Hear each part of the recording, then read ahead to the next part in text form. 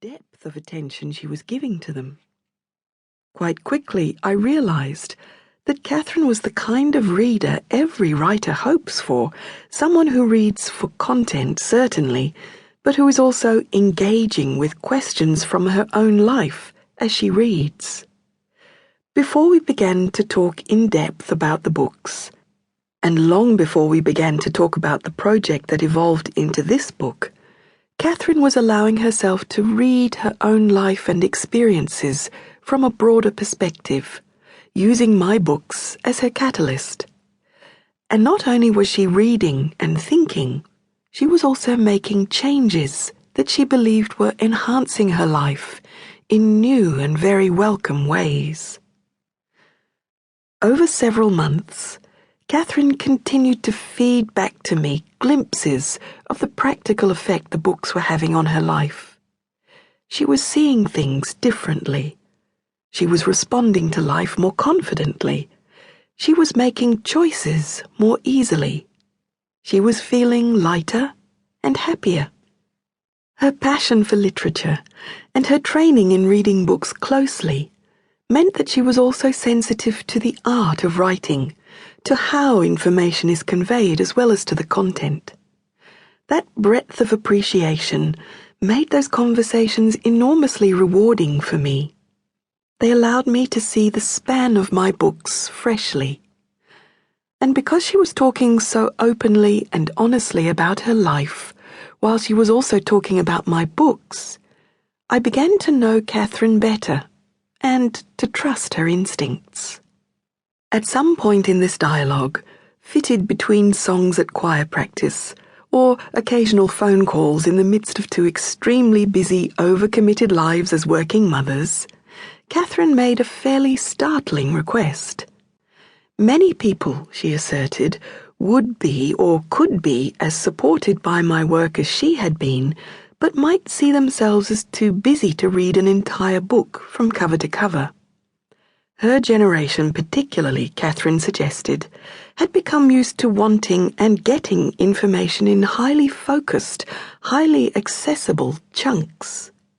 They wanted depth. They needed depth. They were hungry for depth, but they wanted it fast. Was it possible to provide depth at speed? Was it possible for me to present some of what I had researched and discovered through my psychotherapy training and years of writing, workshops and teaching in a more concentrated, episodic form?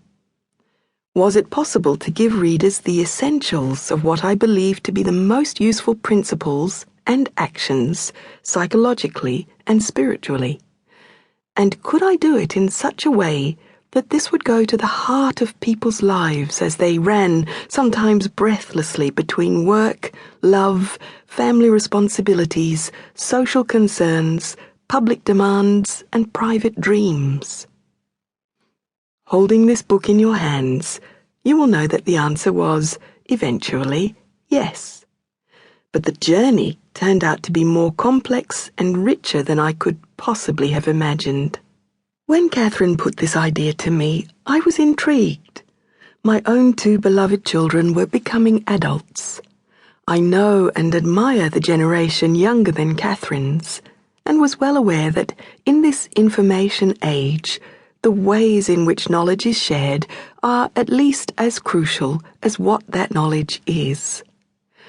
The possibility of reaching out in new ways to new readers was attractive. Yet I was also aware that over my many years of speaking publicly, readers often present me with copies of my own books to sign that have copious notes in the margins.